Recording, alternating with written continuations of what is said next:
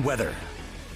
Sunday will bring some active weather to the state, and we have made some adjustments to the forecast tonight as we're looking at new data coming in. Number one, it's the entire state with at least some risk of severe weather. The primary change here, we think the flash flooding threat goes up, the threat of large hail, and I'm talking about big hail, bigger than a quarter, it goes down some. There still could be some, but I don't think it's as widespread as maybe the damaging wind gusts and the flash flooding.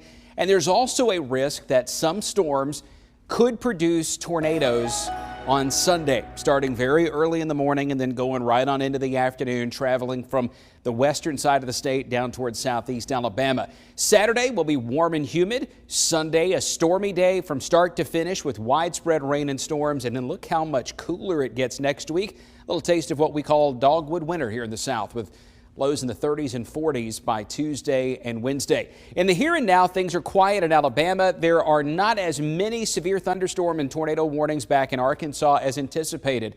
And for once, we are looking at things a little quieter here, but it does look like the heavy rain is going to continue. In some places in Arkansas and West Tennessee still potentially get more than 2 to 5 inches of rain just tonight alone. So there's that moderate risk of severe weather through the night.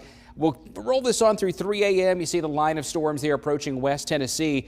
As we get past 7 a.m., though, the outlook shifts to what we call the day 2, and that's tomorrow's outlook. So for Saturday, the best chance of intense thunderstorms is over in Mississippi, West Tennessee. And notice, though, parts of West Alabama get involved in this. That's because I think there could be some isolated storms after 4 p.m. in West Alabama. That may include Pickens and Tuscaloosa, Greene and Hale, Sumter, Marengo. Some of those might even get as far east as Jefferson County or Blount County, but I just don't expect a lot of storms on Saturday. We've updated the timeline somewhat, removed that early batch of storms in northwest Alabama. I do think there will be some storms Saturday night around Hamilton, but the main wave, and that's what we're timing now, 1 a.m. to 8 a.m. That's a long window, but they're moving that slow. 1 a.m. to 8 a.m. over West Alabama, 6 a.m. to noon from Tuscaloosa to Hoover, Calera, Alabaster, Birmingham, Trussville, Springville, Aniana. Coleman, it looks like it's going to be right around or just before sunrise before they come through. The same in Jasper. For Gadsden, we're probably looking at pushing 10 to 11 a.m. before the storms get to you. Anniston, Talladega after 10 a.m. Clanton, Rockford after 10 a.m. Sunday, and then it starts to move to the southeast. Here's that latest data that I mentioned a little while ago, and this is why we've updated that timeline a bit. 4 a.m., there's our threats: wind, hail, heavy rain.